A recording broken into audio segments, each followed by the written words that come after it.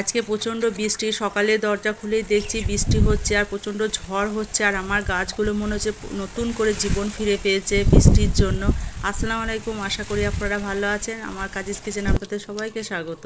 তো আজকে সকালটা ভালোই, আজ বৃষ্টি আছে, উনিও আজ বাড়িতে আছেন। তো আজকে দেশি মুরগির ডিম ছিল, সেটা সেদ্ধ করে আজকে খেয়ে নেবো। আর এদিকে হাঁসের মাংস চাপিয়েছি, আজকে খিচুড়ি হবে। আজকে দেখতে থাকুন এই ব্লগটা, আজকে অনেক কিছু।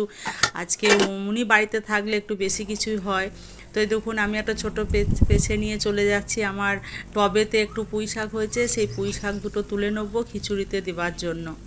তো দুটো পুঁই শাকের ডাঁট তুলে নেবো।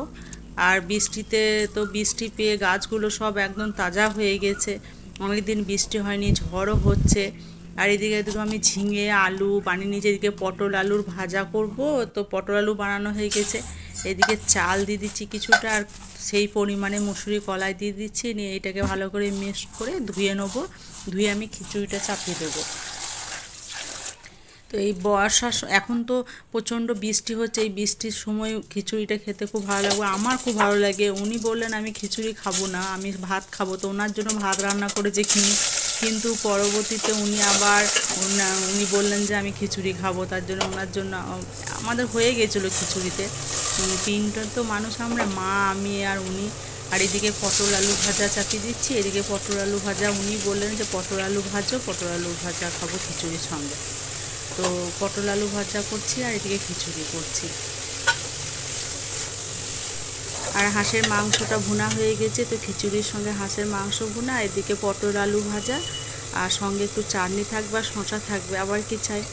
তো আমি একে একে সব রান্নাগুলো করে নিয়ে এদিকে আমি খিচুড়িটাকে বেরেস্তা করে তাতে 5 ফোড়ন দিয়েছি, একটু শুকনো লঙ্কা দিয়ে, তারপরে চালটা দিয়ে ভালো করে কষিয়ে নিচ্ছি, মশলা দিয়ে দিচ্ছি, তারপর সবজিগুলো দিয়ে দিচ্ছি। সবজিগুলো দিয়ে ভালো করে কষে নেবো। কষে নিয়ে তারপরে জল দিয়ে দেবো সেদ্ধ হওয়ার জন্য, অল্প আঁচে বসিয়ে দেবো।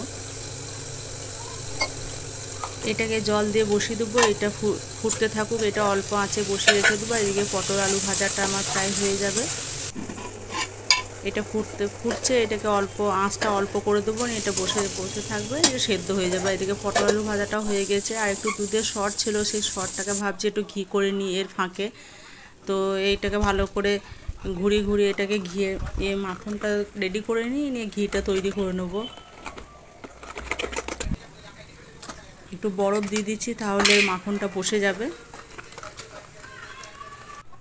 এটা বসে গেলে ভালো করে তুলে এটা আমি হাঁড়িতে দিয়ে বসিয়ে নেবো চুলোতে, এটা ঘি তৈরি করে নেবো। একটু সময় কাজে লাগিয়ে নিতে হয়, যে সময়টা আমার আর খিচুড়িটা হতে একটু দেরি হয়, তো সেই সময়টা আমি একটু ঘিটা তৈরি করে নিচ্ছি। আর এদিকে একটু লবণ দিয়ে দিচ্ছি, খিচুড়িতে লবণ দেওয়া হয়নি, তার জন্য লবণ দিয়ে দিলাম। আর এদিকে দেখুন পায়েস, ওনার তো বায়না আছে, উনি আজ বাড়িতে আছেন, আমাকে একটু পায়েস করে দেবে। আমি যে হ্যাঁ দেবো, অল্প দুধ ছিল, চাল দিয়ে পায়েস করে দিলাম। আর এদিকে ঘিটা আমি বসিয়ে দিয়েছি মাখনটাকে ঘি হওয়ার জন্য। এদিকে পায়েসটাও রেডি হয়ে গেছে, দুধ দিয়েই চালটাকে সেদ্ধ করে পায়েসটা করে নিয়েছি। এই যে খিচুড়িটাও প্রায় হয়ে গেছে, আর এই ঘিটাও তৈরি হয়ে গেছে। এই ঘিটায় আমি খিচুড়িটা একটু দিয়ে দেবো, খুব ভালো লেগেছিলো খেতে। আর একদম টাটকা ঘি এক্ষুনি তৈরি, আর এই খিচুড়িতে পড়েছে, দারুণ লাগছিলো খেতে। আর একটা ডিম ভেজে নেবো, এই ডিমটা ভেজে পিস পিস করে কেটে আমি খিচুড়িতে দিয়ে দেবো, ভালো লাগবে খেতে। খিচুড়িটা খুব ভালো হয়েছিল। আর এই বৃষ্টি হচ্ছে, আর বৃষ্টির মধ্যে খিচুড়ি তো দারুণ লাগবে বলুন।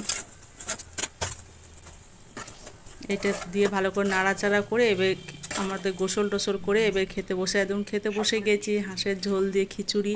আর আমার ব্লগটা যদি ভালো লাগে আমার চ্যানেলটাকে সাবস্ক্রাইব করবেন, লাইক করবেন, শেয়ার করবেন, কমেন্ট করে জানাবেন কেমন হয়েছে। আর যারা ফেসবুকে দেখবেন আমার পেজটাকে ফলো করবেন, আর লাইক করবেন, আর কমেন্ট করে জানাবেন কেমন হয়েছে। আপনারা সবাই ভালো থাকবেন, আর বৃষ্টিতে আপনারাও সবাই খিচুড়ি খান। আল্লাহ হাফেজ।